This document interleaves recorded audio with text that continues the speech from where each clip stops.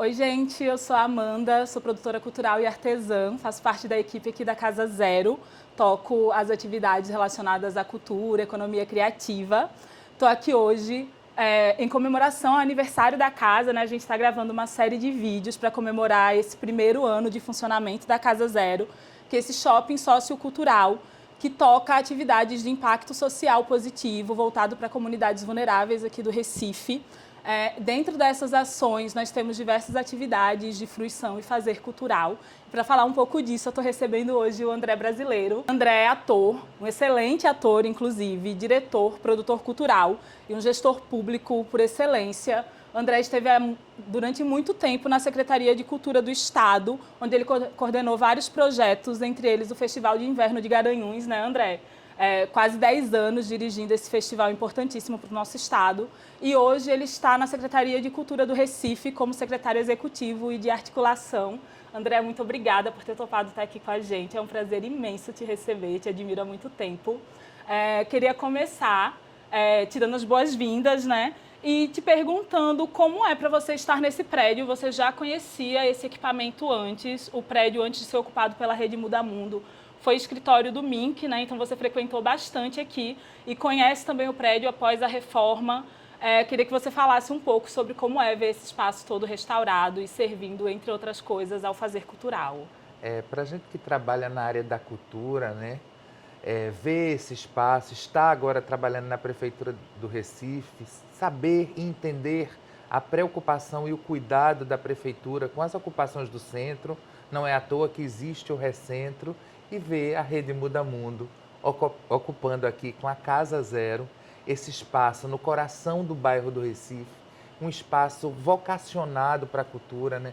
Um espaço que foi sede, né, da representação regional do MINC e hoje é um espaço de economia criativa, de formação, de fruição, um espaço de parceria, também uma incubadora de projetos sociais, de projetos culturais, e ter isso aqui como parceiro da prefeitura, como parceiro do Recife, né, é muito importante, né, para a cidade, para o desenvolvimento da cultura na cidade.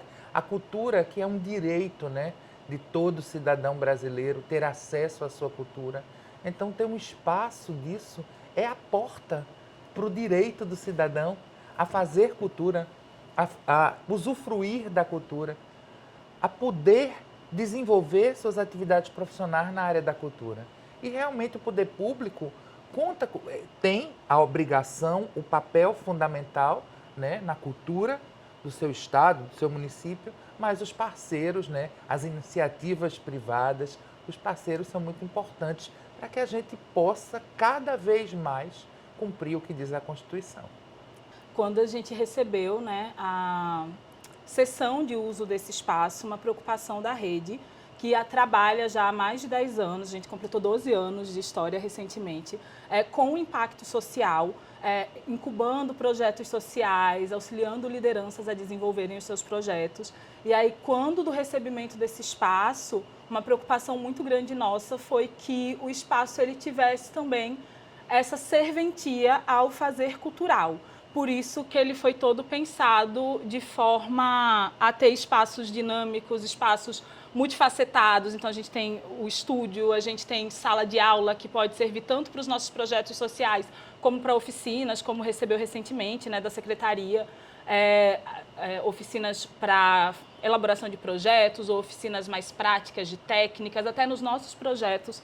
E aí, quando a gente pensou essa reforma do espaço, foi visando que ele, de fato, fosse múltiplo, né? Então, ele recebe os nossos projetos culturais, mas um desafio nosso e a gente conta muito com a Secretaria de Cultura do Recife para isso, como recentemente a gente recebeu essa parceria, que o espaço ele possa servir para diversas ações.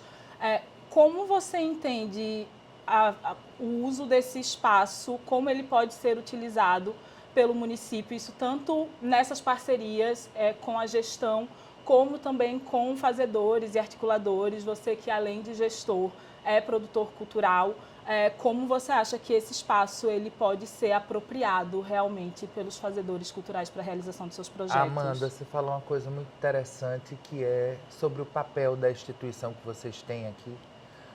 a Casa Zero, o papel com a questão social, com o desenvolvimento social. Não existe, para mim, desenvolvimento social sem a cultura. Então, esse é um espaço que naturalmente pode abrigar a fruição, pode abrigar a formação, como aconteceu há uma semana atrás, a formação dos conselheiros, das pessoas envolvidas com a cultura popular, que passaram um final de semana aqui fazendo uma formação em produção cultural, em projetos culturais, em captação de recursos.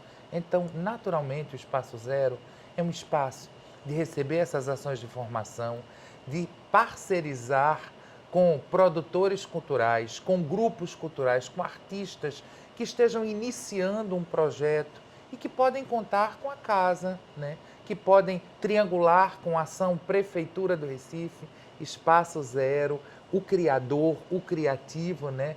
O artista. Então, eu acho que naturalmente esse espaço é um espaço em ebulição, é um espaço de criação, é um espaço de economia, de desenvolver o potencial da cultura enquanto economia criativa, enquanto meio de vida, enquanto formação, enquanto educação. Não existe essa transversalidade entre a educação e a cultura, é fundamental para a formação.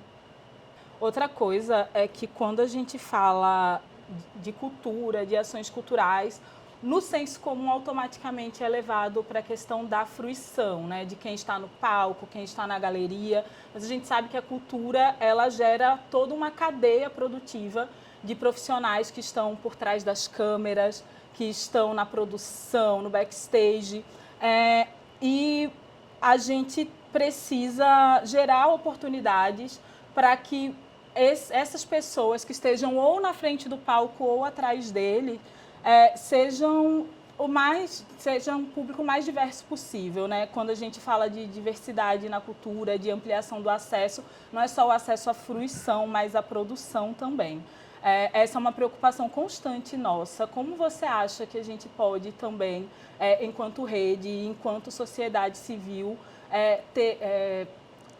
trazer esse intercâmbio entre os diversos públicos? Olha, uma área que é muito importante, que a gente sempre lembra do artista que está no palco, lembra do grupo cultural que está se apresentando, mas a gente às vezes esquece de todo o aparato, como você colocou, dos técnicos, dos cenotécnicos, dos iluminadores e de tantas atividades que existem para que a apresentação aconteça, para que o show, para que o espetáculo de teatro, para que o espetáculo de dança, para que o espetáculo de circo aconteça. Então, eu acho que essa é uma área que precisa cada vez mais de um olhar do poder público e da sociedade no sentido da formação, de manutenção da formação. Tem atividades na área cultural que precisam do incentivo, porque daqui a pouco os profissionais que a desenvolvem, se eles não passarem esse conhecimento, vai ter uma hora que a gente vai precisar dessa atividade e poucos sabem ou saberão como essa atividade é realizada. Então, é uma área que precisa ser valorizada cada vez mais em editais, em premiações, mas também nas formações culturais que são feitas. E quando a gente fala, e quando você fala que também a gente tem que olhar o público que assiste à fruição, porque a gente também tem que entender que aquele público pode vir ao palco, pode desenvolver uma atividade. E para isso, às vezes, ele precisa ou ele quer ter acesso à formação, conhecer uma área, despertar para a cultura, ser possível, ver que é possível. Já tive depoimentos de tantos artistas que, quando começaram a estudar música, que escreviam poemas e daqui a pouco eles perceberam que era possível compor uma canção, que era possível gravar um álbum, que era possível produzir. E isso cada vez, os avanços tecnológicos estão permitindo cada vez mais que artistas avancem nesse mercado, que entrem no mercado, que desenvolvam seus trabalhos. Isso está muito claro no movimento hip hop, muito claro no movimento trap. Toda essa possibilidade que se formou a partir desse desenvolvimento tecnológico e da valorização dessas atividades que estão sendo feitas nas comunidades, estão sendo feitas nas novas centralidades, porque nós estamos no centro do Recife hoje, mas nós não somos o centro. Cada lugar tem a sua centralidade.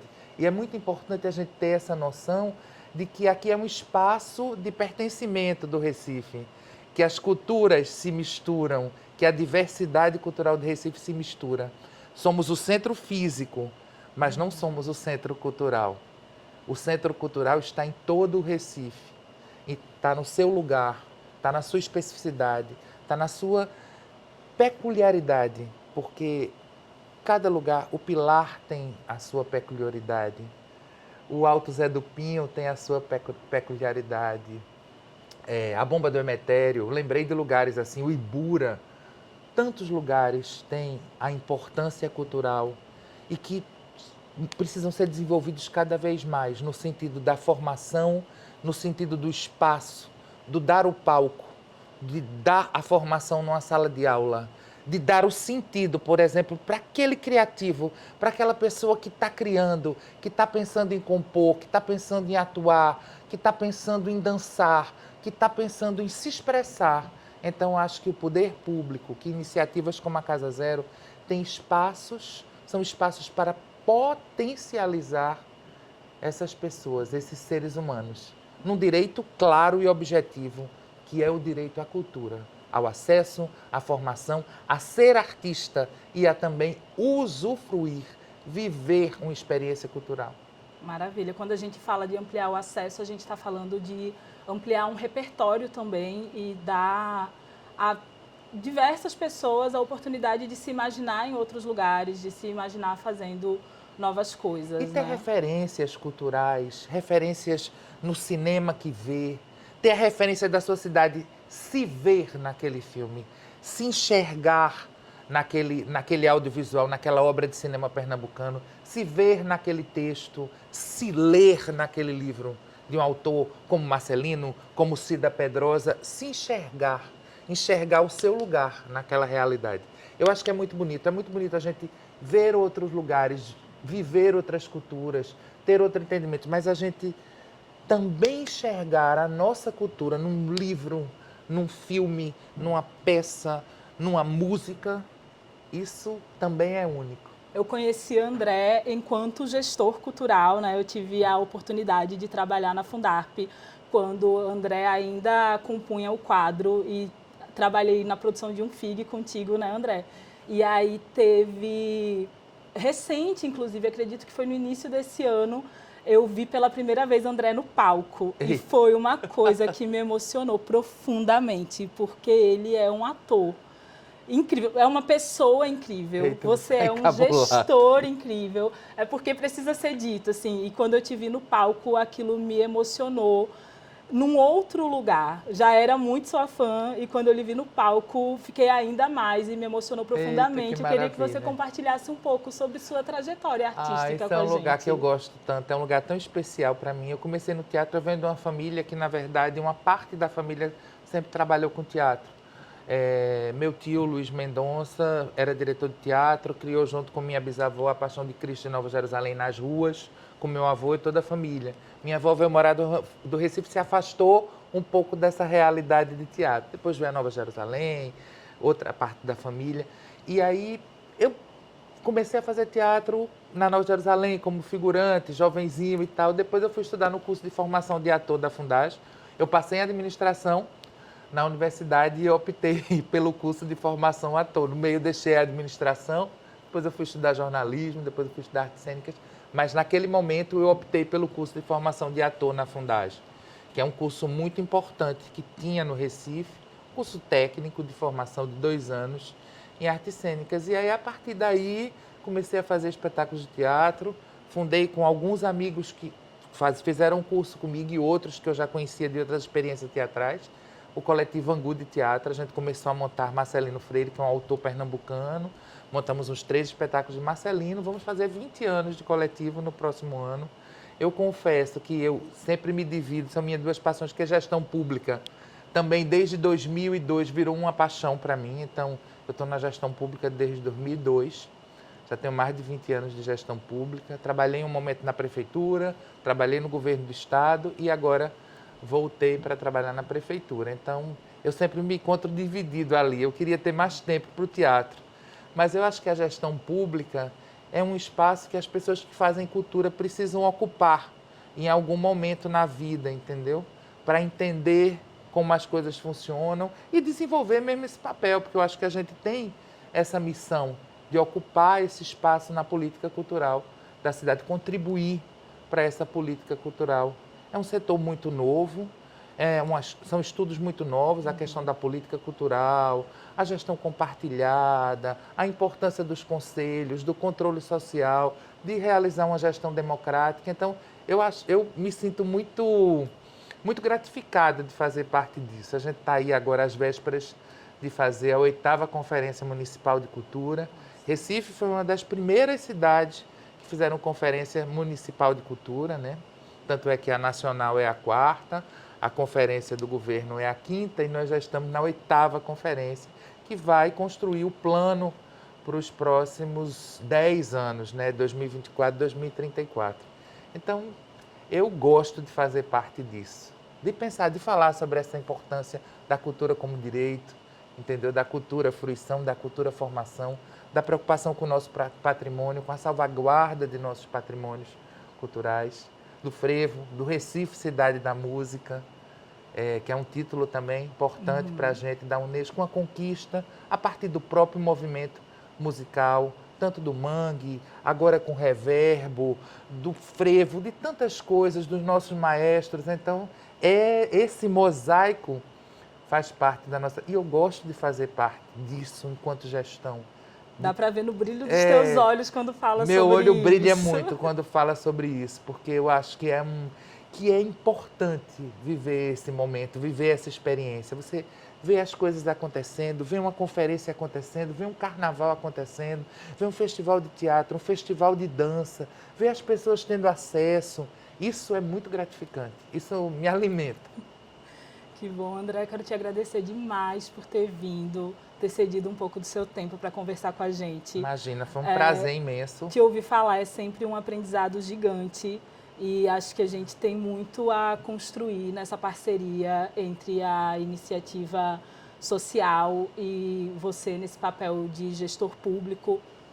O diálogo entre a Casa Zero e a Prefeitura do Recife sempre foi muito grande, né? Tanto que o prédio ele foi cedido pela Prefeitura para o nosso uso e esse espaço ele está e sempre estará de portas abertas para parcerias e para te receber. É incrível sempre que você está aqui. Muitíssimo obrigada por ter vindo. Que maravilha. Obrigada a vocês pelo espaço. Vida longa à Casa Zero, um espaço tão importante, um parceiro importante da Prefeitura e do bairro, né, e do Recentro, e de tudo que esse bairro do Recife e que o centro do Recife representa para a gente. Valeu. Muito obrigado.